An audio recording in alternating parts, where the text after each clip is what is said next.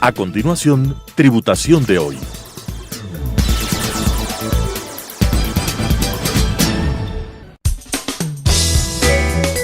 Clasificación A. Apto para todo público.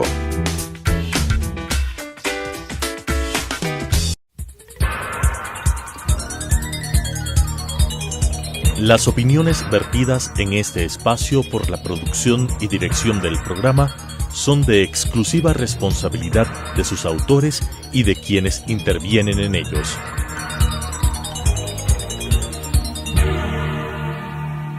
Telesucesos Canal 29 UHF presenta Tributación de hoy, un programa destinado para los ciudadanos en su entorno fiscal para el Ecuador, con la conducción de la doctora Cristina Trujillo. Tributación de hoy.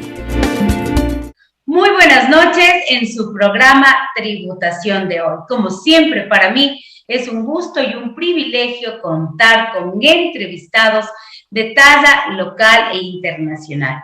Y hoy tengo el privilegio en esta noche de hablar con uno de los tributaristas más reconocidos y queridos de nuestro país. Tenemos al experto tributario Jorge Luis Romo.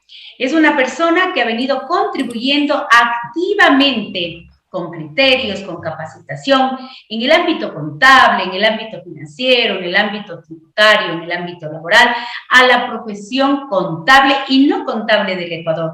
Buenas noches, mi querido Jorgito, y bienvenido a tu programa Tributación de hoy. Muy buenas noches y muchas gracias al programa de Tributación de hoy.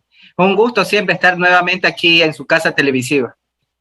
Qué lindo es hablar con una persona que no solamente, mi querido Jorgito, eres experto en materia tributaria y financiera, sino que eres una persona muy carismática, muy querida en nuestro país y que seguramente el día de hoy, en esta noche, vamos a hablar de manera general de lo que trae esta propuesta de reforma en esta ley de creación de oportunidades, pero nos vamos a enfocar estrictamente en puntos importantes en materia tributaria.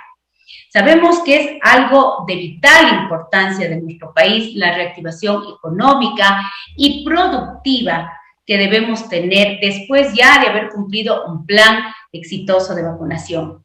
Mi estimado Jorgito, se ha enviado un cuerpo normativo que hoy se está analizando incluso y se va a mirar a profundidad en la Asamblea Nacional sobre un cuerpo normativo que tiene muchos artículos y que reforma varias leyes.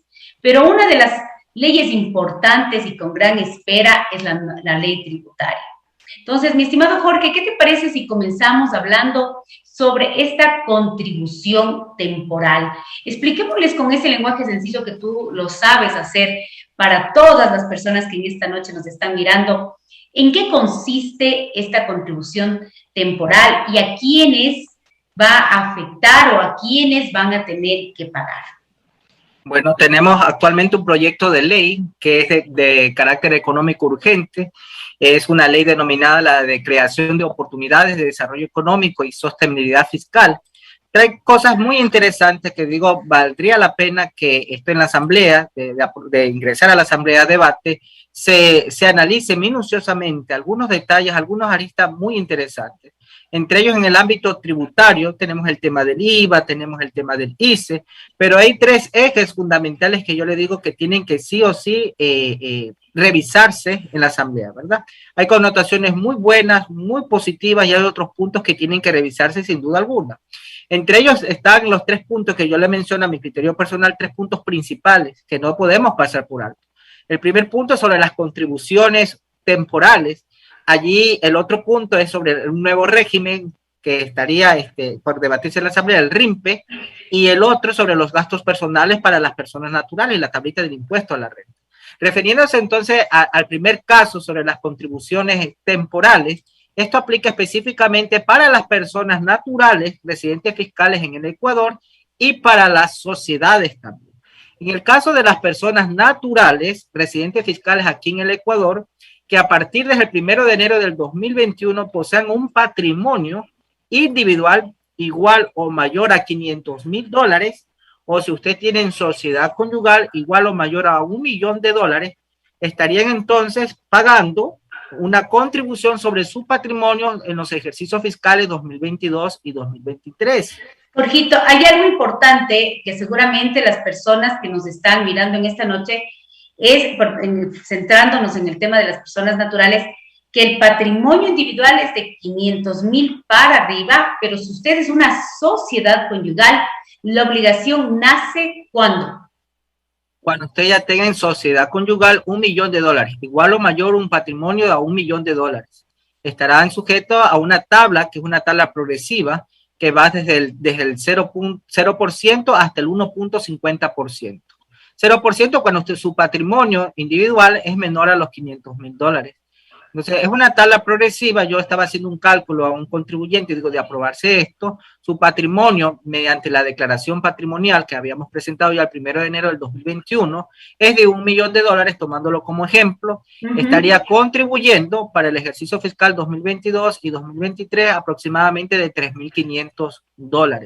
Entonces, las personas naturales, ¿sí?, de contribución, ¿sí? Hay que aclarar que esto no es una contribución que se va viniendo todos los años. Tenemos que en el proyecto de ley lo que se propone es que sea una contribución para el 2022 y para el 2023, pero en base al patrimonio y en base a una tabla progresiva que el artículo 84 de la Ley de Creación de Oportunidades lo menciona respectivamente. La parte interesante es que yo digo tiene que analizarse por qué las personas naturales, dos ejercicios fiscales 2022 y 2023, y por qué las sociedades, que también estarían pagando sobre su patrimonio, pero en base a su declaración de impuesto a la renta. Es un año. Sí, en el caso de las sociedades sería solamente para un ejercicio fiscal, para el año 2022. Obviamente que ahí en el caso de las sociedades tienen que cumplir 3 aristas, 3 casuísticas. Lo que propone es que usted haya tenido un patrimonio neto, si ya como sociedad, ¿verdad?, haya obtenido un patrimonio neto en su contabilidad igual o mayor a $1.000.000. Que usted haya generado utilidades en el ejercicio económico 2020 y que la venta suya del 2020 haya sido superior a las ventas realizadas en el ejercicio económico 2019. Usted cumple como sociedad con estas 3 casuísticas, con estos 3 requisitos, entonces usted estaría sujeto al pago de la contribución temporal sobre el patrimonio para las sociedades, que es una tabla que va desde el 0.60% hasta el 0.70%. Tomando como referencia, sí. Y hay algo que tú lo has dicho y creo que es una de las preocupaciones y de los temas que varias personas en el medio y también en diferentes, ya hablemos programas y entrevistas, es por qué a la persona natural se le coloca 2 periodos de contribución, hablemos temporal, y a la persona jurídica 1 periodo. Entonces, eso es algo que se tendrá que quizás analizar o exactamente justificar el por qué será así. Otras de las cosas importantes para esta contribución temporal, como tú lo has dicho perfectamente, es temporal, es que alguien decía, pero se está pagando 2 veces un impuesto, pero bueno, esto es una contribución, no es un impuesto como tal. ¿Hasta qué fecha está propuesta el pago en el periodo fiscal 22, en el periodo fiscal, en el caso que tengamos las personas naturales un periodo más, hasta qué fecha se debe pagar esta contribución temporal prevista en el proyecto? Sea como persona natural, que su patrimonio individual sea superior a los $500,000, o sea como sociedad, que su patrimonio sea mayor a $1.000.000, la declaración y el pago de la contribución temporal está previsto para que se cancele hasta el 31 de marzo de los ejercicios fiscales 2022, cuando ya estemos en el 2022, y hasta el 31 de marzo, cuando ya estemos en el 2023, para el caso de las personas naturales. Y esta contribución podrá estar sujeta, en la parte interesante viene, que esta contribución estaría sujeta a facilidades de pago, pero por un plazo máximo de hasta 6 meses. Exactamente, y eso es importante, y también hablaba algo, que cuando tenemos la figura de facilidades de pago, hay que dar una cuota inicial. El proyecto hablaba de no dar una cuota inicial. Entonces, esto creo que es para aquellas personas que hablaban si se aplicaba el concepto de facilidades de pago, sí, pero con ciertas, hablemos, particularidades propias de este proyecto. ¿Qué pasa con esta contribución? ¿Es o no es, vamos a suponer, un crédito tributario, un gasto deducible, o es un gasto no deducible? Esta parte también lo vuelve a aclarar el mismo proyecto de ley de creación de oportunidades. Le menciona que el pago de la contribución temporal sobre dicho patrimonio de las personas naturales o como sociedad no servirá como crédito tributario para el pago de los impuestos a cargo del sujeto pasivo, ni será tampoco deducible para el pago de otros impuestos. Entonces, crédito tributario en sí no podría ser. Ni tampoco que ni gasto deducible. Como gasto deducible, correcto, sí, también. Entonces, algo interesante, creo que me parece que el proyecto de ley también lo está aclarando, porque puede darse el caso, las personas que nos están escuchando en este preciso instante, en el caso de que un sujeto pasivo, que una persona natural, no hubiera presentado su declaración patrimonial. Sabemos que el anexo de declaración patrimonial, por todos estos años, simplemente ha sido una obligación de informar a la administración tributaria, pero no ha tenido un carácter impositivo. Así es, informativo del patrimonio sin tener que pagarse sobre este patrimonio. Pero en el caso, pueden haber casos, pueden suscitarse casos de que hayan personas naturales que hubieran estado en la que están en la obligación de presentar el anexo de declaración, pero sin embargo no lo han presentado o no lo han hecho por A o B motivo. Entonces, este proyecto aclara en esa situación que no hubiera presentado su declaración patrimonial, entonces la administración tributaria estará facultado para emitir las respectivas liquidaciones del contribuyente, pero en base a información que conste en los catastros públicos o en base a la información propia de la base de datos del contribuyente. Mira, Jorgito, lo que estamos hablando, y para las personas que en este momento se conectan en esta noche a nuestro programa Tributación de hoy, es que el proyecto trae dos contribuciones, una de las personas naturales por 2 periodos fiscales con datos del 21 y de la persona jurídica tomando en consideración 3 parámetros que tú lo habías dicho, es un patrimonio, es tomar en cuenta el crecimiento en ventas del 20 al 19 y pues definitivamente que usted haya generado pues una utilidad en el 2020. ¿Se puede dar facilidades de pago? Sí se pueden dar facilidades de pago, no se puede tomar esta contribución como un crédito tributario y un gasto deducible, y lo que se deberá analizar en la asamblea, si ya el proyecto es calificado, pues en esta consideración, la sociedad y obviamente la persona natural, porque también habla que si usted ya paga por el tema de las acciones como sociedad, pues definitivamente eso puede ser una rebaja en el tema del cálculo de la persona natural. Y algo también interesante, por ejemplo, que mencionaba por el lado del pasivo, las obligaciones que tengamos con partes relacionadas, si no están debidamente justificadas como un crédito productivo, etcétera, entonces sería también quitar eso por el lado de los pasivos, y eso incrementaría nuestro patrimonio. Entonces, una ecuación bien interesante, pero eso todavía está sujeto a revisión. Claro, muy interesante porque cuando nosotros hablamos de un patrimonio es activo menos pasivos, pero si hace el proyecto una aclaración, y tú lo has dicho perfectamente, Jorgito, en no tomarse esos pasivos para restar y disminuir el patrimonio, pues que lo que venga de partes relacionadas o de créditos que no sean productivos, porque tenemos una normativa clara actualmente en la norma fiscal. Tú hablabas de otro punto interesante. Jorge Ron capacitó muchísimo, yo también lo puedo decir de manera personal, sobre este régimen de las microempresas. Ya una vez posesionado el gobierno, varios sectores pidieron que se excluya, que se elimine el régimen de las microempresas. Sí, en el proyecto de ley se está eliminando, pero se reemplaza, y tú nos vas a explicar, habremos impuesto de las microempresas, se reemplaza, mi querido Jorgito, con un régimen particular, ¿no? En esta noche que nos están mirando, que es el famoso RIMPE. Explícanos, por favor, Jorge, de qué se trata esto. Bueno, este régimen es un régimen para emprendedores y negocios populares. Por su sigla lo conocemos, que lo que propone el proyecto, el RIMPE, el régimen positivo para emprendedores y negocios populares. Lo que pretende este nuevo régimen es eliminar el régimen actual, que tenemos dos regímenes simplificados específicamente, que es el RICE y el otro que es el régimen positivo para microempresas. Lo que propone entonces eliminar estos dos. Hay una disposición general en el proyecto de ley, la disposición general sexta, ya en las últimas páginas de este proyecto, donde le dice que los que están dentro del RICE y dentro del catastro del régimen positivo para microempresas pasarán de oficio, de manera automática, al régimen de emprendedores y negocios populares RIMPE.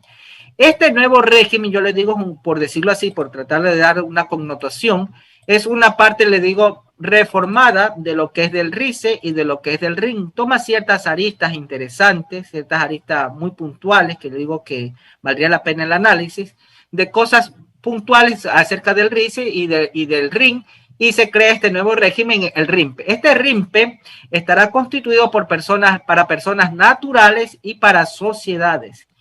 Está constituido para emprendedores y negocios populares. Entonces allí hay que hacer una clara diferencia, qué es un emprendedor y qué es un negocio popular.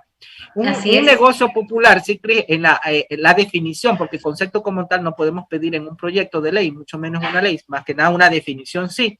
Entonces, en este proyecto de ley ya nos da una definición. ¿Qué se entiende por negocio popular? Son aquellos negocios por personas naturales, no por sociedades, sino una persona natural, cuyos ingresos brutos no hayan excedido los $20,000 en el ejercicio económico inmediato anterior. Es decir, por ejemplo, si usted tiene su tiendita, ¿verdad? Una tiendita del barrio, si usted tiene su pequeño restaurante y como persona natural es un negocio popular, y si esos ingresos brutos no hayan excedido los $20,000, ahí viene la parte interesante que me parece muy, muy bueno, su único impuesto anual será de $60. Usted ya no tendrá que hacer una declaración del IVA ni mensual ni semestral, algo parecido al RICE, por eso le mencionaba. Por eso es esta mezcla, esta fusión.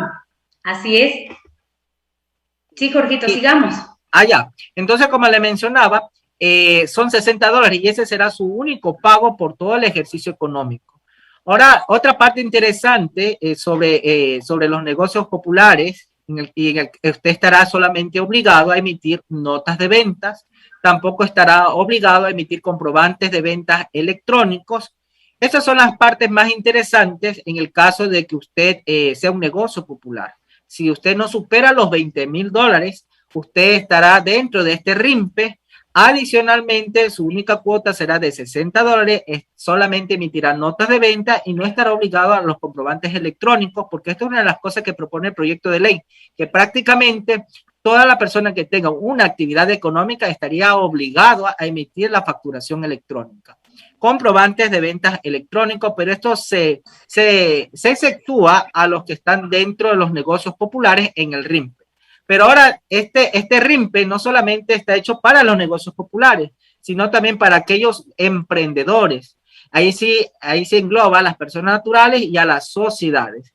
Una parte interesante que también se incluye aquí a los artesanos y a los emprendedores considerados como parte dentro de este nuevo régimen, el RIMPE. ¿Cuánto tiempo es la duración de permanencia que yo voy a estar como mínimo? Aquí le menciona, son 3 ejercicios fiscales, pero a partir de mi primera declaración. Es decir, por ejemplo, para que la gente ahí nos mire, nos entienda. Nos está viendo, escuchando, ¿verdad? Para que esto quede un poquito más claro. Por ejemplo, esto de aprobarse, el día de hoy, qué sé yo, febrero, me acerco a la administración tributaria, obtengo mi RUC y ya estaría dentro del RIMPE. Le digo, perfecto. Le digo, ¿cuántos años estaré yo? Son 3 ejercicios fiscales, pero contados desde mi primera declaración. Entonces, mi primera declaración va a ser 2022. Le tengo que sumar 3 ejercicios fiscales, 2023, 24 y 25. Ya en el 2026 yo ya estaría en el régimen general. Entonces, esa parte hay que aclarar porque no solamente son 3 ejercicios, sino 3 ejercicios, pero a partir de mi primera declaración como RIMPE. Qué interesante, y a mí me encanta y te escucho, no te interrumpo, porque siempre tus explicaciones, Jorgito, realmente son muy claras, y de esta manera también vamos informando a toda nuestra teleaudiencia, a nuestras redes sociales, qué es lo que trae este proyecto. Entonces, este proyecto, tú lo acabas de decir, en este régimen, es una mezcla, y lo has dicho perfectamente, entre lo que es el RICE y una mezcla de lo que son el tema de las microempresas. El impuesto a la renta de este régimen es una tabla progresiva. ¿Cómo van a calcular? Porque tú sabes que vas a tener también personas que tengan ingresos más de $20,000. ¿Hasta qué tope de ingresos tiene este régimen nuevo que se plantea? Cabe aclarar algo, Cris, que estos regímenes basados en el ingreso no es algo que viene de aquí, de nuestro país. También esto es una ola que viene de países europeos. Esto es una ola que ya como países latinoamericanos, por ejemplo, en México, en Perú, también se está debatiendo estos regímenes basados en el ingreso, donde le llaman allá en Perú y en México, le llaman un régimen simplificado de confianza. Sabemos que Ecuador también pertenece al CIA, al Centro Interamericano de Administraciones Tributarias, donde cada vez más se nos está animando a crear regímenes que sean mucho más simplificados y amigables y fáciles al momento de tributar y de cumplir con nuestras obligaciones tributarias. Entonces, digo, este régimen es de simplificado basado en el ingreso, o sea, yo digo, no es malo en el sentido del por qué como está ahora, porque es una tabla progresiva, porque Exacto. antes lo teníamos una tarifa plana, una tarifa 2% basado en el ingreso, ¿verdad? Cosa que no le hacía sentido a lo que la Constitución mismo nos menciona en el artículo 300, que primará los impuestos la progresividad, que el que más tiene, más contribuya. Y ese es justamente uno de los puntos que se había incluso recomendado por la Asamblea Nacional del Presidente de la República, la eliminación del régimen de las microempresas por no tener este tema básico de la progresividad.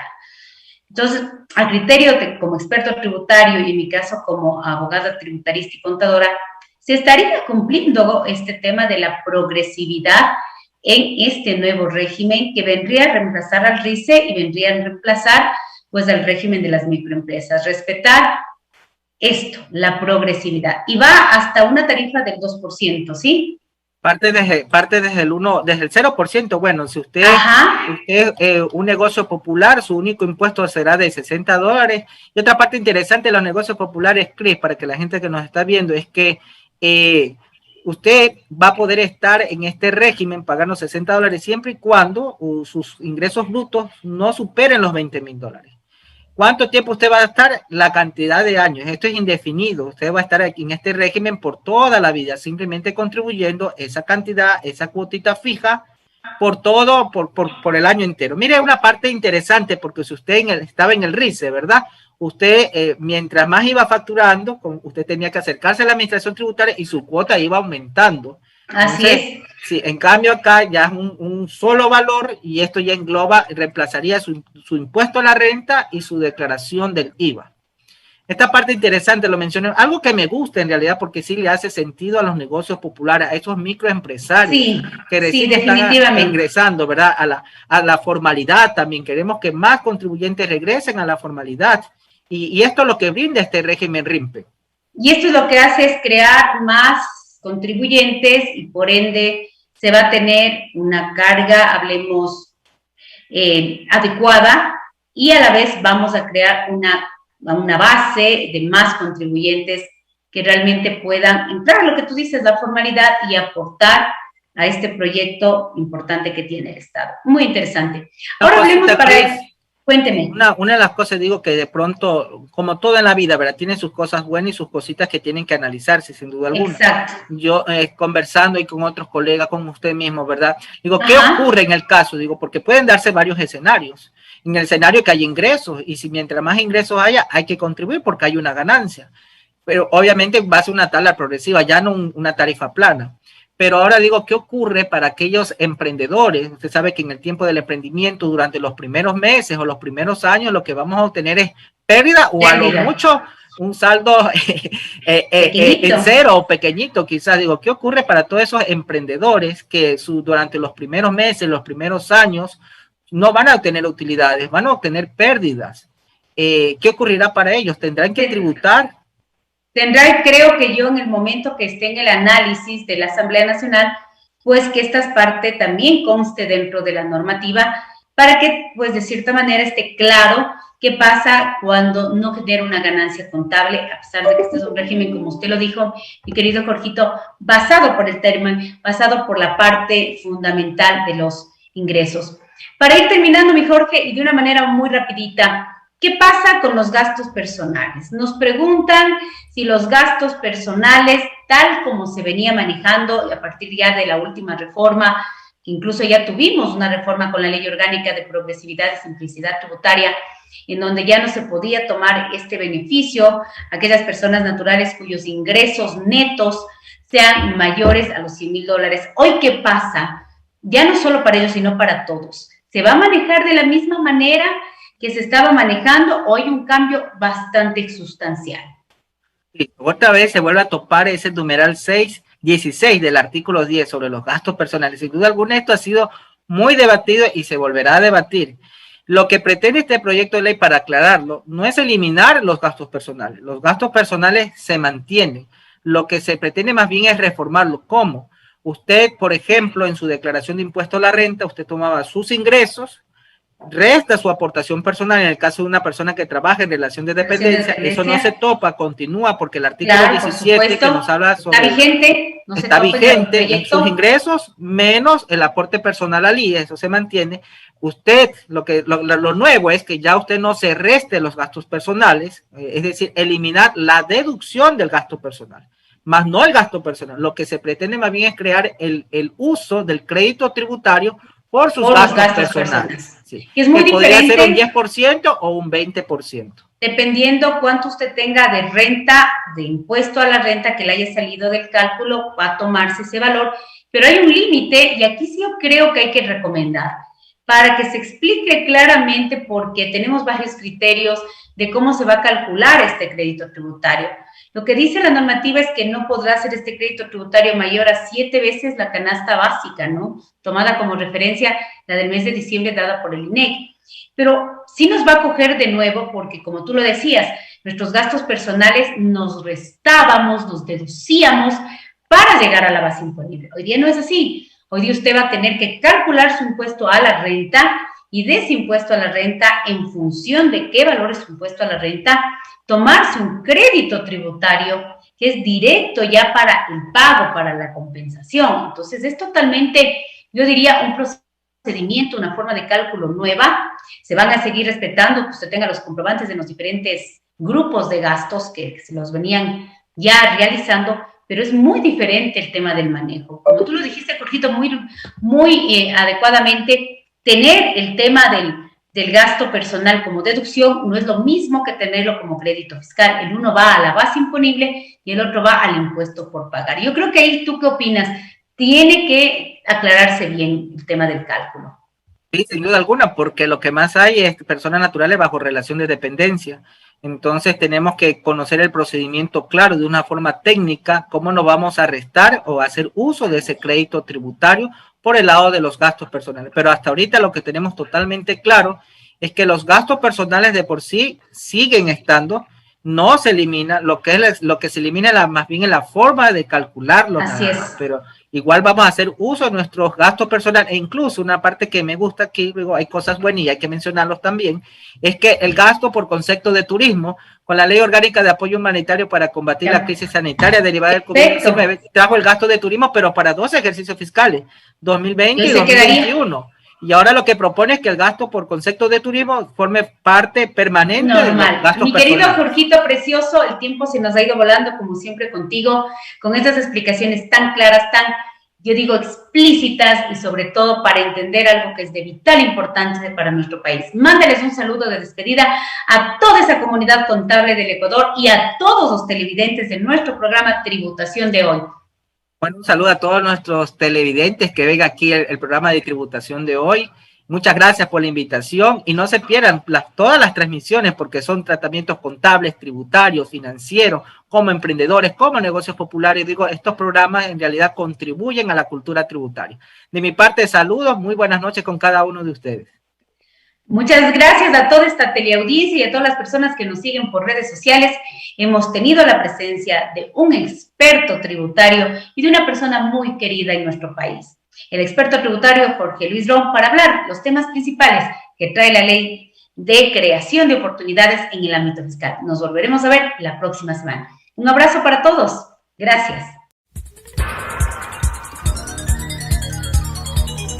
Las opiniones vertidas en este espacio por la producción y dirección del programa son de exclusiva responsabilidad de sus autores y de quienes intervienen en ellos.